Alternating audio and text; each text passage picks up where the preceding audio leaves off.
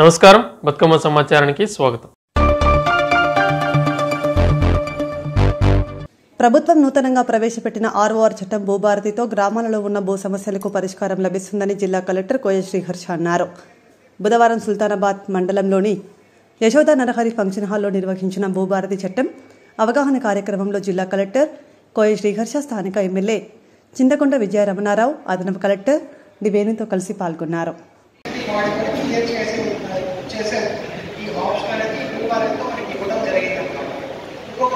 Major thing ఏంటంటే ఇప్పుడు ఇది కాక కూడా మీరు కోర్టు పెట్టాలి, లేకపోతే లీగల్ సపోర్ట్ ద్వారా లీగల్ కోర్టు ద్వారా మీరు తెలుసుకుంటామంటే ప్రతి తహసీల్దార్ కానీ లేకపోతే ప్రతి సబ్ డివిజన్లో కానీ గవర్నమెంట్ ఒక ఫ్రీ లీగల్ హెల్ప్ అంటే ఉచిత న్యాయ సలహానికి ఒక పరిస్థితిని పెట్టడం జరుగుతుందన్నమాట. మీకు ఎటువంటి లీగల్ హెల్ప్ కావాలి, లేకపోతే ఏ కోర్టుకి వెళ్ళాలి అనేది తెలియాలి అంటే మీరు ఆ లీగల్ ఆఫీసర్ కనుకుంటే అతనికి ఫ్రీగా గైడ్ చేస్తారు, ఎక్కడికి వెళ్ళాలి, లేకపోతే ఎక్కడ ఫైల్ చేయాలి అనేది.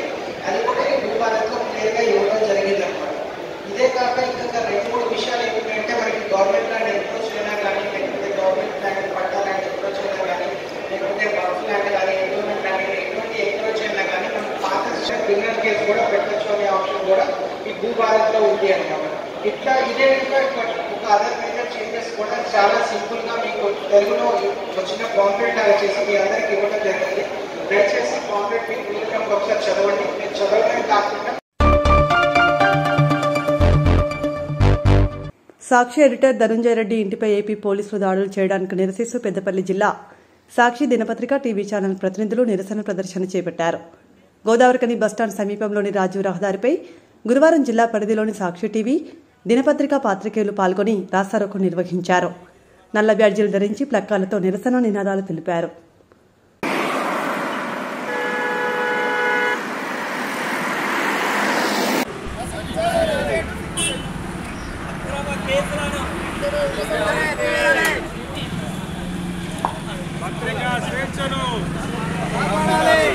వెహికల్స్ పడాలి కారు ఒక్కటే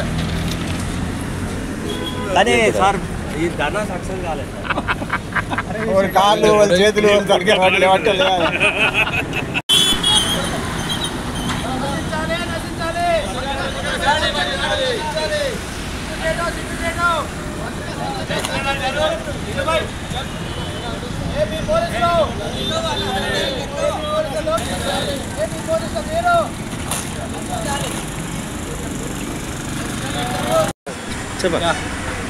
ఈరోజు ఏపీ పోలీసులు సాక్షి దినపత్రిక ఎడిటర్ ధనుంజయ రెడ్డి గారి ఇంట్లోకి వెళ్ళి అక్రమంగా ఎలాంటి సెర్చ్ వారెంట్ లేకుండా ఏమీ లేకుండా వెళ్ళి దాడులు చేయడం ఈ పత్రికా స్వేచ్ఛను హరించి వేసినట్టే.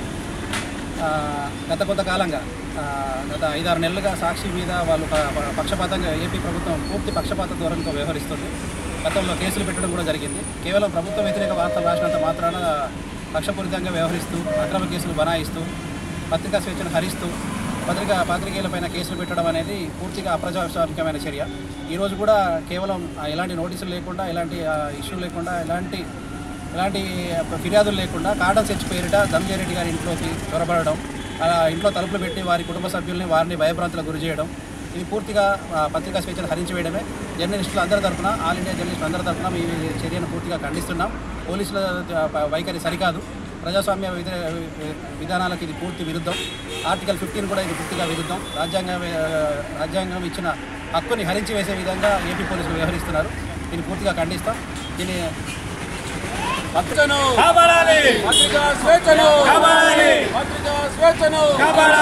ఏపీ పోలీసుల దౌర్జన్యాన్ని, ఏపీ పోలీసుల వైఖరిని, ఏపీ పోలీసుల వైఖరిని, పత్రికా స్వేచ్ఛను, పత్రికా స్వేచ్ఛను.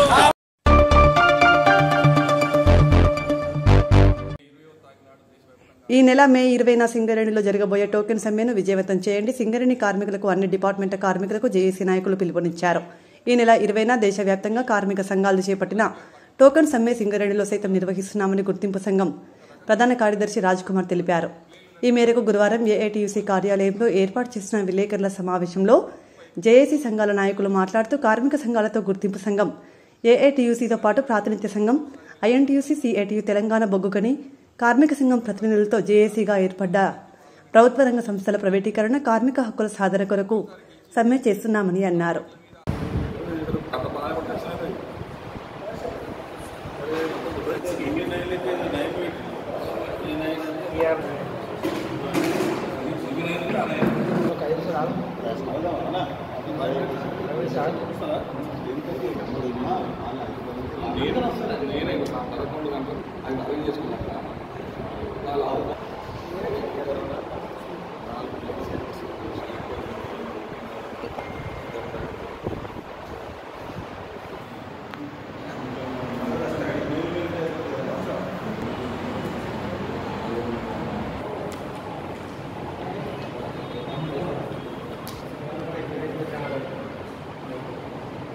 వాయిస్ కట్ అయింది.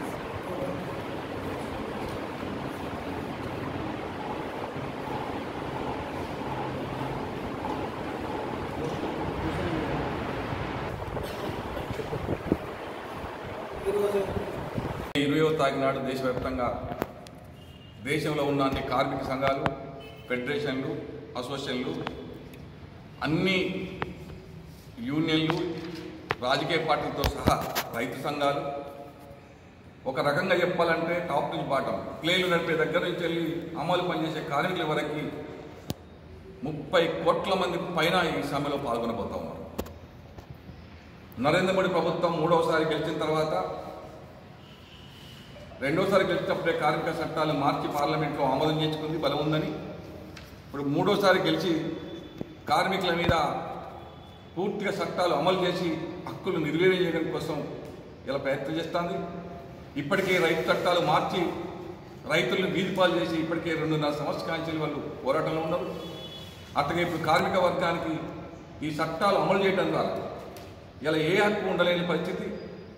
కార్మిక జీవితాలందరినీ కూడా యాజమాన్యం దగ్గర, కార్పొరేట్ దగ్గర బలిపెట్టడానికి కోసం ఇలా నిర్ణయం తీసుకున్నారు. దానివల్ల రాబోయే కాలంలో ఇంకా ఏ హక్కు మిగిలే పరిస్థితి లేదు. ఇప్పటికే కార్మికుల మీద చాలాసార్లు వివరించున్నాం. అవన్నీ కూడా అంటే పిఎఫ్ కానీ, పెన్షన్ కానీ, గ్రాడ్యుయేట్లు కానీ, ఉద్యోగ భద్రత కానీ, ఎన్నికల విషయంలో కానీ, అసలు లేబర్ యాక్ట్స్ కానీ ఇంకా ఏ హక్కు కూడా ఉండే పరిస్థితి లేదు. ఆ హక్కులని కోర్టు 4 కోట్లకు ఇచ్చేసి హక్కులని నెరవేర్చడం కోసం చూస్తున్నాడు. ఈ సమ్మెలో సింగరేణి కార్మికులు, కోలింగ కార్మికులందరూ కూడా 100% పాల్గొనాలని చెప్పి ఏఐఎస్ పక్షానికి విజ్ఞప్తి చేస్తా ఉన్నా. మెయిన్గా కొన్ని కార్మిక సంఘాలు మేము ఈ టైం సరిపోక పిలవలేకపోయినాం. అన్ని కార్మిక సంఘాల భవిష్యత్తులో కలుపుకొని సింగరేణి వ్యాప్తంగా ప్రచారం చేయడం కోసం ఇప్పుడున్న సంఘాలు నిర్ణయం చేసుకున్నాయి. దాంట్లో భాగంగానే ఇలా విధి విధానాలు కూడా నిర్ణయం చేసుకుంటున్నాం.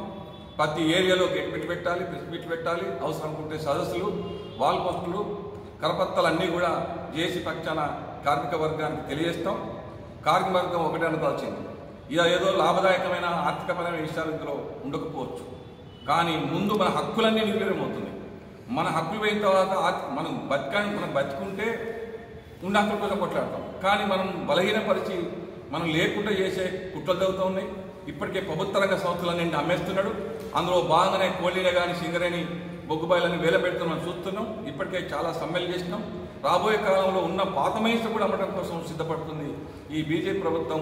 అందుకే ఈ బీజేపీ ప్రభుత్వానికి వ్యతిరేకంగా కార్మిక వర్గం, కర్షకులు అందరూ కూడా ఏకమై రైతులతో సహా నిరసించడం ద్వారానే ఒక అడుగు వెనుకొచ్చి చిన్న హక్కులు కాపాడుకునే అవకాశం ఉంది. కాబట్టి సింగరేణి కార్మికులు మొత్తం ఈ దేశంలో ఉన్న అన్ని రకాల కార్మికులు సమ్మెను విజయవంతం చేసి నరేంద్ర మోడీ తీసుకునే డిమాండ్లను వ్యతిరేకంగా మనం ఈ సమ్మె ద్వారానే ఎన్నుకొట్టాలని చెప్పి జేఏసీ పక్షాన కార్మిక వర్గానికి విజ్ఞప్తి చేస్తాము.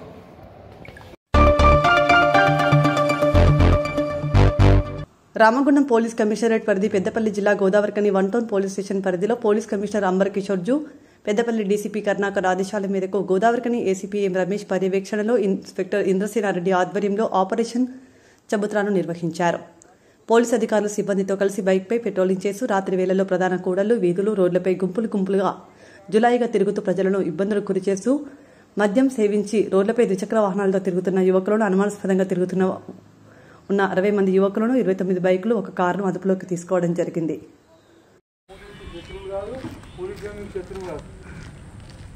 మంచి కోసం మంచిగా ఉండాలి. చిల్లర పనులు చేయొద్దు, లంగ పనులు చేయొద్దు, తిరగొద్దు అనే ఉద్దేశంతో మేము మంచిగా ఉండాలని చెప్తున్నాం. ఈ రాత్రి కూడా మాకేం పని లేక తిరగట్లేదు. మీరే తాగినాక దొంగలు లంగా మీరే తయారవుతారు. తాగినాక ఎవరు ఆలోచన చేస్తారు, ఎవరు కలుస్తారు?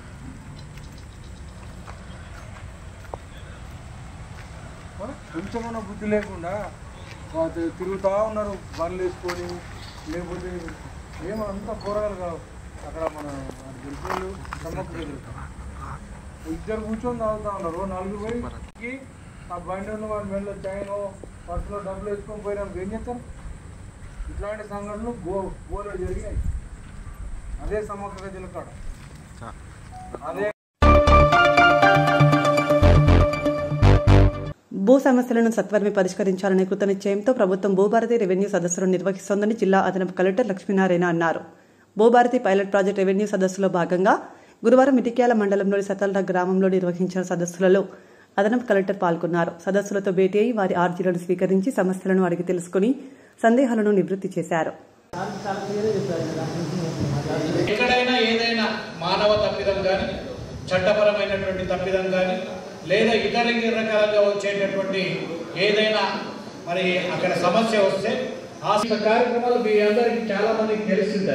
ఎందుకంటే మీరు పెట్టుకున్న అప్లికేషన్ రిజెక్ట్ అయింది. ఎందుకైంది అంటే మీరు కరెక్ట్ మాడ్యూల్లో పెట్టుకోలే, కరెక్ట్గా మీరు చెప్పలే అని ఇవి చేసింది. ఇట్లా బాగా రైతులకు ఇబ్బంది కలిగినటువంటి ఇబ్బందిని గ్రహించి కొత్త చట్టం భూభారతి చట్టం తీసుకున్నారు. ఏది నిబంధనల ప్రకారం చేయాలనేది రూల్స్ ఫ్రేమ్ చేస్తారు. మరి అటువంటి రూల్స్ కూడా మరి ధరణి చట్టంలో చేయలేదు. మరి అంతకుముందు చట్టాల్లో చేసినారు కానీ ధరణి చట్టంలో ఆ పని చేయలేదు. చేయకపోవడం వల్ల ఇవన్నీ సమస్యలు వచ్చినాయని గ్రహించి భూభారతి చట్టం తేవడమే కాదు, దానికి సంబంధించినటువంటి రూల్స్ కూడా మరి రూపొందించడం అనేది జరిగింది. మరి ఈ చట్టం కూడా మామూలుగా తేలే, వివిధ రాష్ట్రాలు తిరగడం జరిగింది. దాదాపుగా 18 రాష్ట్రాలలో ఉన్నటువంటి భూ చట్టాలన్నింటినీ కూడా ప్రజాప్రతినిధులు, అధికారులు అందరూ కూడా, మేధావులంతా కూడా దాన్ని ఆ స్టేట్ను సందర్శించి అక్కడ ఉండేటటువంటి రెవెన్యూ విధానం ఎట్లా ఉంది, ఏ రకమైనటువంటి సమస్యకు ఏ అధికారి ఏ విధంగా పరిష్కరిస్తున్నారు అన్నది పూర్తిగా స్టడీ చేసిన తర్వాత, స్టడీ చేసినటువంటి దాన్ని అందులో ఉండేటటువంటి మంచినంతా తెచ్చి ఈ చట్టాన్ని తీసుకొని రావడం జరిగింది. చట్టంతో పాటు మరి రూల్స్ చేసేటప్పుడు కూడా మరి దాదాపుగా క్షేత్రస్థాయిలో ఉండేటటువంటి అధికారులకు, తర్వాత మేధావులందరినీ పిలిచి ఒక వర్క్షాప్ కూడా పెట్టడం జరిగింది. మరి ఆ వర్క్షాప్లో అదృష్టం కొద్దీ మరి ఇక్కడ ఉన్నటువంటి నేను కానీ, ఇక్కడ ఆర్డీఓ కానీ, ఐజాల్ తహసీల్దార్ పాల్గొనే అవకాశం, చర్చించే అవకాశం, మరి ప్రజల సమస్యలను అక్కడ మేము ఏ విధంగా పరిష్కరించబడతాయి, ఏ విధమైన సమస్యలు వస్తున్నాయని చెప్పి మరి ప్రభుత్వ దృష్టికి తీసుకొచ్చేటటువంటి అవకాశం కూడా వచ్చింది. మరి తద్వారా ఆ రకమైనటువంటి మార్పులు చేర్పులతో కూడినటువంటి మరి రూల్స్ కూడా తీసుకొని రావడం జరిగింది. ఇంతే కాకుండా ఇంకా ఏదైనా మిగిలిపోయిన అంశం, ఇంకా మేము ఆలోచించని అంశం, మరి ప్రభుత్వ దృష్టికి రాని సమస్య, మరి ఇంకా ఏమన్నా ఉన్నావో ఏమో, మరి అందుకోసము మరి దీన్ని ఇంకా పకడ్బందీగా చట్టం చేయాలనేటటువంటి ఆలోచనతో మళ్ళీ ప్రభుత్వం ఒక ఆలోచన చేసి పైలట్ ప్రాజెక్టుగా ఒకటి తీసుకున్నాం. ఆ పైలట్ ప్రాజెక్టులో వచ్చినటువంటి ఫీడ్బ్యాక్ని బట్టి, అక్కడ ఉన్నటువంటి సమస్య పరిష్కారాన్ని బట్టి మళ్ళీ కొత్తగా ఏదైనా మార్పులు చేర్పులు కొద్దిగా సవరణలు చేయాల్సి వస్తే చేద్దాం, మంచిగా ఉండాలనేటటువంటి ఆలోచనతో మళ్ళీ పైలట్ ప్రాజెక్టులను చేపట్టడం జరిగింది. ఆ పైలట్లో మొట్టమొదట ఏం చేసినారంటే ఉమ్మడి జిల్లాలో ఒక మద్దూరు మండలాన్ని తీసుకోవడం జరిగింది. అట్లా రాష్ట్రంలో 4 మండలాలను తీసుకొని పైలట్ని చేసినారు. అదే కాకుండా ప్రతి జిల్లాలో కూడా, అంటే ఒక దగ్గర ఉన్నటువంటి సమస్య ఇంకో దగ్గర ఉండకపోవచ్చు. మరి చెరువెనుకున్న పొలాలకు ఉన్నటువంటి ప్రాబ్లం బాయికాడ ఉన్న దానికి చెలకలకి ఏమి ఉండకపోవచ్చు. ఇటువంటి ప్రాబ్లం తెలుసుకోవాలనేటటువంటి ఆలోచనతో మళ్ళీ వరకు ఇక్కడే ఎంక్వైరీ చేసి మరి ఎవరి భూమి వారికి వచ్చేటట్టుగా, ఎవరి హక్కులు వాళ్ళకు వచ్చేటట్టుగా చేయాలనేటటువంటి ఆలోచనతో ఈ కార్యక్రమాన్ని చేపట్టినాం. మరి ఈ చేపట్టినటువంటి ఈ కార్యక్రమంలో భాగంగా మీ అందరూ కూడా మీ సమస్యలన్నింటినీ వివరించి వాటి పరిష్కారం తప్పనిసరిగా ఇక్కడ ఉన్నటువంటి రెవెన్యూ అధికారులే సూచిస్తారు. మరి ఇంకో విషయం కూడా మీరు గమనించాల్సింది ఏంటంటే, గతంలో చెప్పేటటువంటి మరి ఈ సమస్యకు పరిష్కారం మా చేతిలో లేదు, లేదా ఎవరి చేతిలో లేదు అందుకే లేదు. ప్రతి దాన్ని కూడా దాన్ని వివరించి చట్టం రాయడం జరిగింది. మరి మీకు ఉన్నటువంటి సమస్యలను మ్యాక్సిమంగా 50% మొత్తం ఆర్టీఓ తహసీల్దారే పరిష్కారం చేస్తారు. వాటిలో ఒక ఇంకా మిగిలిపోయినటువంటి 50లో 30% ఇక్కడ ఉన్నటువంటి ఆర్టీఓ గారు చేసేస్తారు. ఇంకొక 20% మిగిలి ఉంటే అప్పుడు కలెక్టరేట్కి వచ్చేటటువంటి అవకాశం ఉంది. మరి కాబట్టి ఈ చట్టంని మీరు సరిగా వినియోగించుకోవాలి. మరి ఇంకో విషయం కూడా, ప్రభుత్వం ఈ పైలట్ ప్రాజెక్టులో పెట్టడం వల్ల మీకున్న లాభం ఏంటి అంటేనంటే ఎలాంటి ఫీజు లేకుండా, అంటే మనం ఒక అప్లికేషన్ పెడితే ఏదైనా మొటేషన్ పెడితే వాటికి ఛార్జెస్ ఉన్నాయి. ఆ ఈ చట్టంలో కూడా ఛార్జెస్ ఉన్నాయి. రోడ్డుకి అడ్డంగా విరిగిపడిన భారీ వృక్షాన్ని మార్నింగ్ వాకర్స్ టీం సభ్యులు తొలగించారు. గత కొద్ది రోజులుగా ఈదురుగాలులు రావడం వల్ల అడవికి పోయే దారిలో భారీ వృక్షం రోడ్డుకి అడ్డంగా విరిగిపడిపోయింది. ఉపాధి హామీ కూలీలు, రైతు కూలీలు, వ్యవసాయ పనులకు ఎడ్ల బండ్లు, ట్రాక్టర్లు పోవడానికి వీలు లేకుండా ఆ వృక్షం ఉండడం వల్ల ఉపాధి హామీ కూలీలు వాకర్స్ టీం సభ్యులకు చెప్పడంతో భారీ వృక్షాన్ని ఈ రోజు మార్నింగ్ వాకింగ్ టైంలో వాకర్స్ తొలగించారు.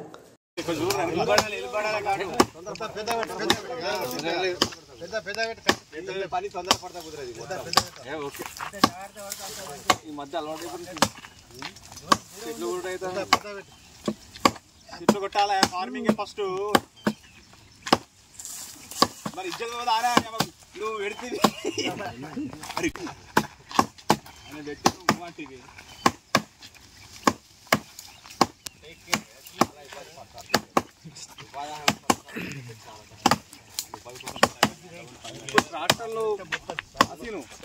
ట్రాక్టర్లు మనం ఎందుకు నారాయణ పెట్టేసరికి గ్రూప్ లో పెట్టినావు కదా నారాయణ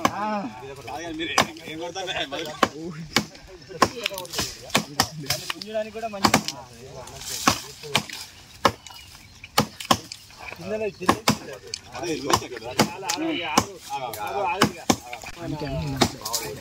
అట్లా కొట్టకుండా చెప్ప గట్టిగా పడండి. గది కూడా ఉండని చెట్టు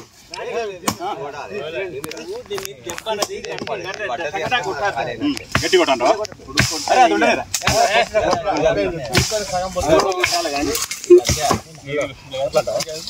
గట్టి కూడా సార్ మంచి కొడతాం మరి అదే ఐడియా కావాలి. అది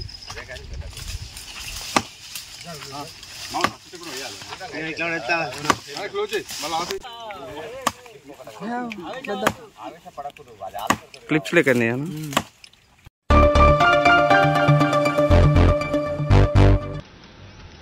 Thank you, sir. Thank you very much. We also take the pleasure to welcome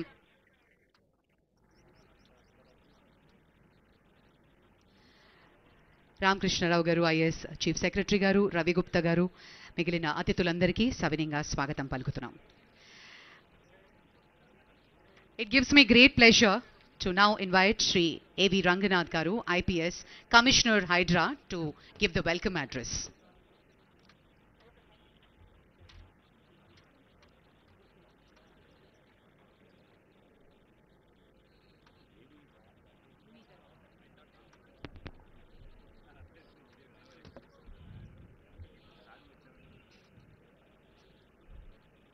గౌరవనీయులు పెద్దలు, రాష్ట్ర ముఖ్యమంత్రి వర్యులు శ్రీ రేవంత్ రెడ్డి గారికి, గౌరవనీయులు జిహెచ్ఎంసీ మేయర్, గౌరవనీయులు ఎంపీ రాజ్యసభ, గౌరవనీయులు ఎమ్మెల్సీ అద్దంకి దయాకర్ గారు, డిప్యూటీ మేయర్ గారు, స్పెషల్ సిఎస్ హోమ్ రవిగుప్తా గారు, సెక్రటరీ ఎంఏయుడి ఇలంబర్తి గారు, రాజశేఖర్ గారు, వేదిక మీద ఉన్న ఇతర పెద్దలు, విచ్చేసిన అధికారులకి, మీడియా మిత్రులకి అందరికీ కూడా నమస్కారాలు. సార్, ఇది హైడ్రా మీ యొక్క ఆలోచనల నుంచి, రాష్ట్ర ప్రభుత్వం యొక్క ఆకాంక్షల నుంచి జూలై 19 గత సంవత్సరం నాడు ఆవిర్భవించింది. దాదాపు 9.5 నెలలు ఈ ప్రయాణంలో హైడ్రా ప్రజలకి ఎంతో చేరువవుతూ, ఎన్నో మన్ననలు పొందుతూ, ప్రజల ఆకాంక్షలకు అనుగుణంగా ముందుకు తీసుకువెళ్తున్నాం సార్. సో హైడ్రా అనేది ఒక ప్రత్యేకమైన సంస్థగా Hyderabad disaster response and asset protection agency అని GOMS 99 ద్వారా జూలై 19 రోజు కాన్స్టిట్యూట్ అయినప్పుడు, దీనికి తర్వాత గౌరవ ముఖ్యమంత్రి గారు చాలా పవర్స్, అంటే బహుశా దేశంలో ఇటువంటి అంటే ఇది ఒక విప్లవాత్మకమైన ఒక ప్రయత్నము, ఒక హిస్టారికల్ డెసిషన్ అని చెప్పేసి ఇండియన్ స్కూల్ ఆఫ్ బిజినెస్ కూడా ఒక వ్యాసంలో వాళ్ళు కూడా చెప్పడం జరిగింది sir.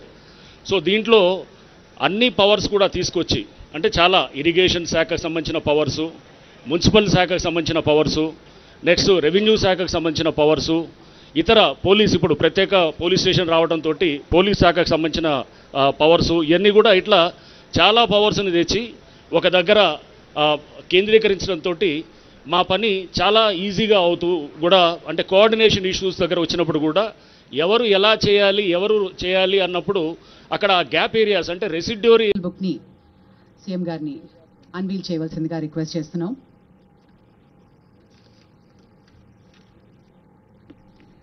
Hydra is undertaking the restoration and comprehensive development of 6 lakes, and their goal is to restore their original storage capacity through desilting, improving groundwater recharge, addressing pollution, beautifying the lakes, and creating public green spaces. Restoration and comprehensive development of 6 lakes of Hydra. Coffee table talk. A huge round of applause, ladies and gentlemen. Thank you, sir. Thank you very much.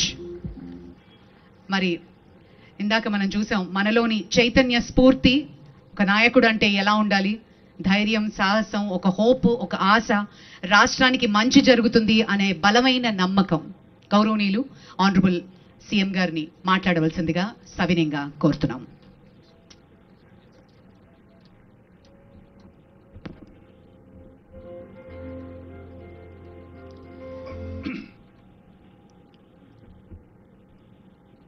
ఈరోజు హైడ్రా అధికారుల నేతృత్వంలో నూతనంగా రాష్ట్ర ప్రభుత్వం ఏర్పాటు చేసిన ఒక సంస్థ ప్రజల సంక్షేమం కోసం, నగర అభివృద్ధి కోసం, మన పూర్వీకులు మనకిచ్చిన సంస్కృతిని కాపాడడంలో భాగంగా ఏర్పాటు చేసిన హైడ్రా సంస్థ వాళ్ళ విద్యుక్త ధర్మంలో భాగంగా హైడ్రా పోలీస్ స్టేషన్ను ఏర్పాటు చేసుకోవడం జరిగింది.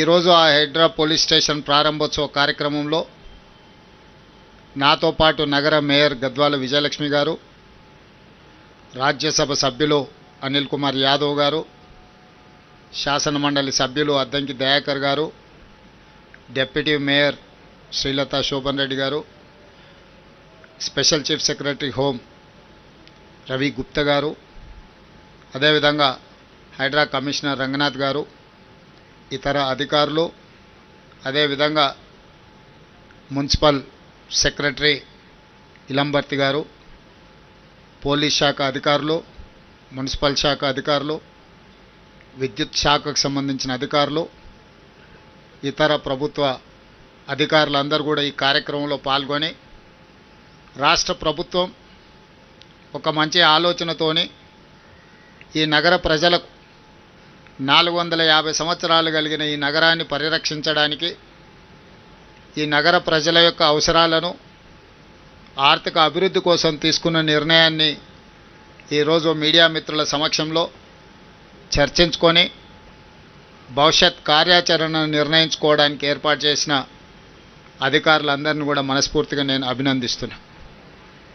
మీకు అందరికీ తెలుసు, స్వతంత్రం వచ్చిన తర్వాత భారతదేశం యొక్క పరిపాలన ఎట్లా ఉండాలి, ప్రజలకు ప్రజాస్వామిక హక్కులనే కాకుండా ప్రాథమిక హక్కులను